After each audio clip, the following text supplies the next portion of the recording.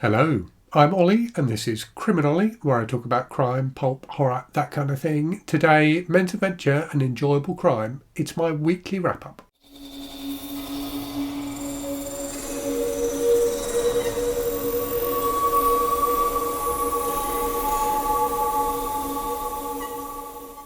So it's been a bit of a funny reading week for me. I think I have not quite yet settled back into my normal routine. So having had just over 2 weeks off work and done a ton of reading during those 2 weeks, I'm now back at work and finding that a bit of a struggle, if I'm honest. So I've read a bit less this week than I normally do. And I think to an extent I may have overindulged a bit during the Christmas period, as people tend to do at Christmas with food and drink. Maybe I think I've done that with books. I think maybe I read a bit too much over Christmas, and as a result, I've struggled a little bit this week to get through things. But I've still got 6 books to talk to you about today, so I've still done okay.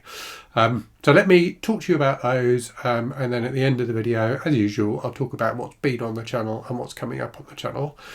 Before I do any of that, though, worth reflecting that yesterday the channel passed a big milestone. So we passed 30,000 subscribers, which is an insane number. I still can't quite believe it. I never thought I'd get to 100, let alone 30,000. So if you are one of those 30,000, thank you so much for subscribing. If you're not, then thank you for watching anyway. But yeah, I really appreciate everyone's views, everyone's likes, everyone's comments. The channel continues to be a source of great enjoyment for me. I really do like making these videos and talking with all of you about books, recommending books and getting people back into reading. I've said before, my favourite kind of comment on a video is a comment from someone who says, I hadn't read since I was at school, but I've watched some of your videos and now I'm reading again and I'm loving it. That kind of thing really, really brings me great joy. So thank you very much for all of your support out there. Anyway, right, let's talk about the 6 things that I've read this week. So the first thing, and I think I was reading this last week when I filmed this video, so I finished Tigers of Justice, Phoenix Force Book 4 by Gar Wilson, about terrorist ninjas taking over a nuclear power plant and the Phoenix Force going in to take them out. So it was fun. It's got lovely, like, this kind of insert thing here where you can like sign up to get 2 of these books every month or something like that. I do love these, like, really, really super trashy type of books that are published almost like magazines. So on the side of this, I suspect you can even see, I think it's got 3/4 on the side there. I'm not sure if that's the month it was, if it was kind of a March, April. Yeah, it was published in April 1983, so there you go. So I think that's what the 3/4 on the side denotes. So yeah, published like magazines, would only stay on the shelves for a short amount of time. I think they're fantastic fun. Anyway, finished that, then moved on, and at this point I was still doing that kind of ongoing chain thing where the next book I read was connected to the previous one. So I read another men's adventure book and indeed another book from the same kind of universe, the Macmillan universe. So this was Executioner Book 21, Firebase, Seattle, from back in the 70s, back at the kind of roots of Macmillan. This one, rather than having an advert for other books in the middle, has a cigarette advert, which is wonderfully awful. The idea that publishers let tobacco companies advertise in their books still boggles my mind somewhat, but I guess it was a quick buck. Anyway, this was fun. So this has Macmillan the Executioner taking out the mafia in Seattle. So much like the other books in the series, but an enjoyable quick read. So this was the last book then that I finished in 2023. I started but didn't finish this book, Written in Fire by William L. DeAndrea. So the connection between these two is the Northwest. So this one is set in Seattle. This one is set in Wyoming, I think, which when I looked at the map, looks like it's fairly close to Washington, and they're both in the Northwest. A bit of a tenuous link there. But anyway, this was fantastic. So this was sent to me a while ago by one of my patrons, Heidi, who recommended it and said she thought I'd really like it. And indeed I did. To the extent that I'm definitely going to read some more books by William L. DeAndrea. It looks like he's written a few different things, and quite a lot of them are available on Kindle Unlimited in the UK anyway. So this is a Western mystery novel, so set in the Old West. and a really, really great setup. And disappointingly, it looks like there's only 2 books in this series. This is the first one. I think there's one other, and that's it, which is a real shame because I really enjoy the characters. So the central characters are a guy called Lobo, that's like his nickname, who was like a kind of roughy-tufty marshal kind of guy, but who was injured in the line of duty and is now in a wheelchair. So he's like the kind of detective brains of the outfit. And then there's a younger guy who's a writer who's like been writing about his adventures and publishing them as kind of like dime novels, and has made both of them quite a lot of money off the back of that. So this young writer, and they team up to become detectives together, basically. So the Lobo character is now running a newspaper in this town, where there's kind of corruption going on, and he invites the writer to come and work with him. And they end up solving crimes together. It was just a really good, solid mystery. I really liked the kind of resolution to the mystery, but also had some fantastic kind of Western scenes in it. In particular, a gunfight, which was brilliantly done, and had a really, I won't spoil it, but had a really interesting tip on how to win a gunfight, which actually, when you read it, makes a lot of sense. So if I'm ever in a gunfight, I will go in armed with that tip, and I'm more confident than that I would win than I would be otherwise. So yeah, really recommend this. I thoroughly enjoyed it. After that, then we move into January, into 2021, and my TBR for January. So my main focus this month is the Kindle Kobo cleanup event, which I'm one of the co-hosts of. I'll link in the description to the video to all the other co-hosts. So this is about kind of an offshoot of the Read What You Own challenge. So reading books that are on your Kindle or Kobo that you've had for ages and just haven't got around to. So the first book I read for that was Commandos versus Zombies, which is like an anthology of 3 issues of the Commando comic. So I've got it on Kindle, but this is what a Commando comic looks like. So they're quite well known in the UK. They've been publishing for decades. They're like short war comics. So Commandos versus Zombies is like a kind of slightly silly thing they've done, where there's a group of commandos in the Second World War who go to Norway to investigate like a heavy water plant, and find out there's zombies there, basically. So you kind of gets wrapped up in the first one, but then there's 2 more where they keep on going back and discovering more zombies. So it was a bit silly, but I did quite enjoy it. So that was the first thing I read for the Kindle Kobo cleaner, and that was the newest thing that I had on my Kindle. I did start reading the oldest thing I had on my Kindle, which was Robinson Crusoe by Defoe, and just wasn't getting into it at all. I only read a few pages, so I may go back later in the month and give it another go, but I just was not feeling it, so I left that.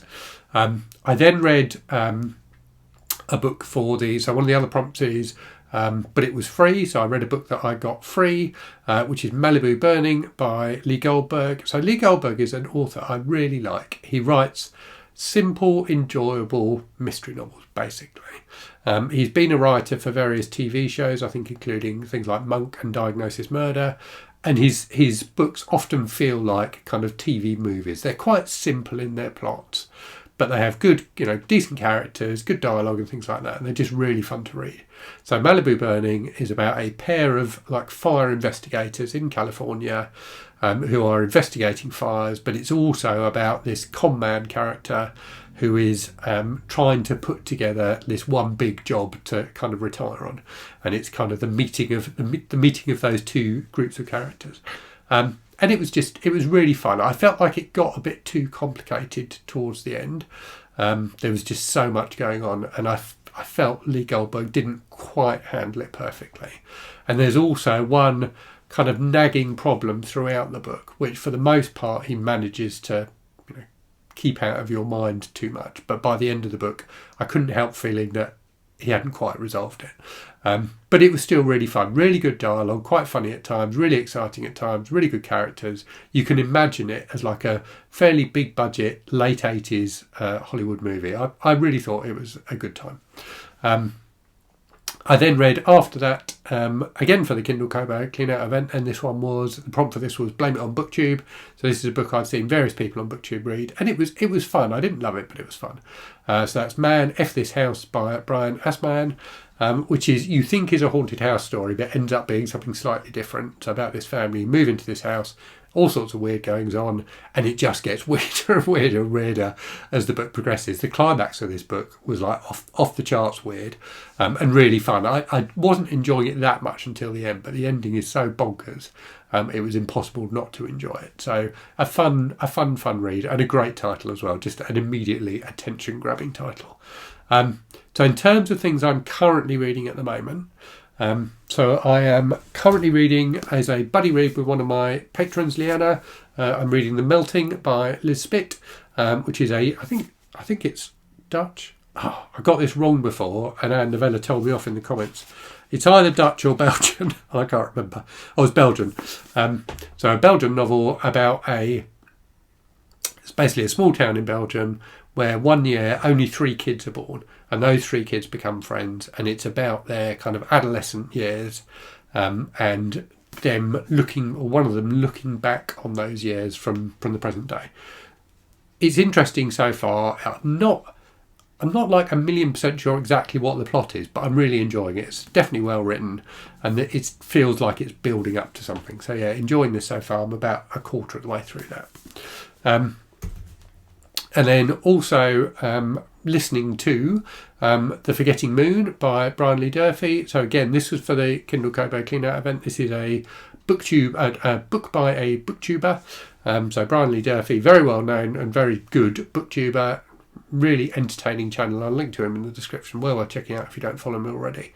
But he's also a writer, so he's written this fantasy trilogy, I think it is, called The 5 Warrior Angels. This, The Forgetting Moon, is the first book in that. And I wasn't sure what I was going to think of this going into it, because I'm not a big fan of fantasy, and indeed I've made a video about not particularly liking fantasy, which I put up a while ago on the channel. But this is great. It's really, really engaging.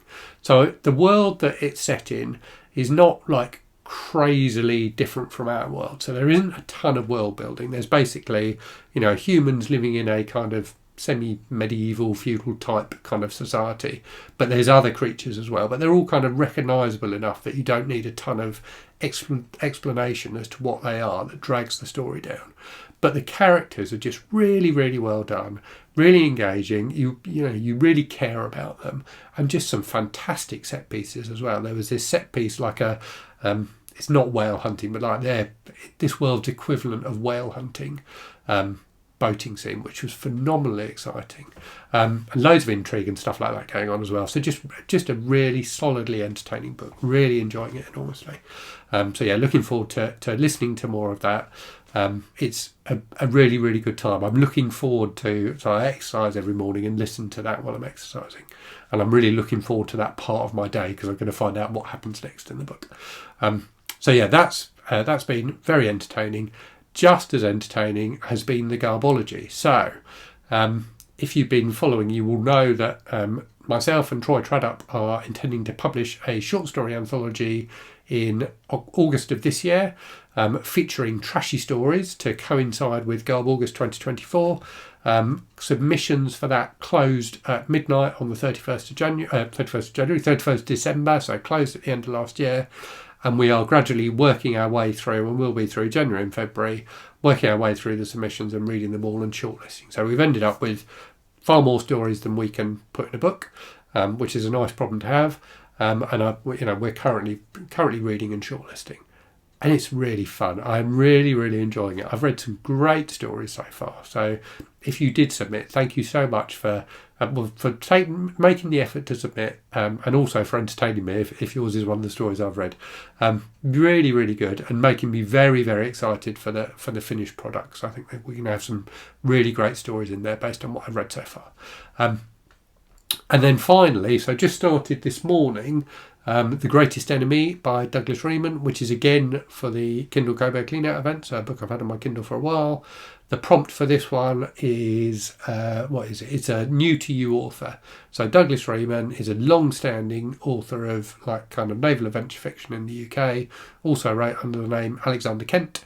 My grandfather was a huge fan, so I've had a few of his books for a while and was keen to check one out. And this is really good. I'm really enjoying it. So it's set in this, I think in 1970, and it's set in the, it's not Vietnam, but it's near Vietnam. And there's like tensions are hotting up in the area basically, and there's a British warship there. The twist is that there's a new captain on the ship who's like really strict. The previous captain was a bit lax, and I'm about 10% through. So the beginning of the book is about that new captain trying to get the ship shape again, basically. So drilling the crew all the time and being a bit of a bastard, basically. But it's really fun, really good characters. I'm enjoying it enormously. So another very good read that I'm enjoying. So that's what I have. That's what I'm currently reading and what I have read. In terms of my Read What You Own challenge, I think I'm on 84 books now. So I've got 16 more books. So I need to read 16 more books this month, basically, to have finished it by the end of the month, which is my goal. Which I still think I should do, but I need to pick up the pace a little bit.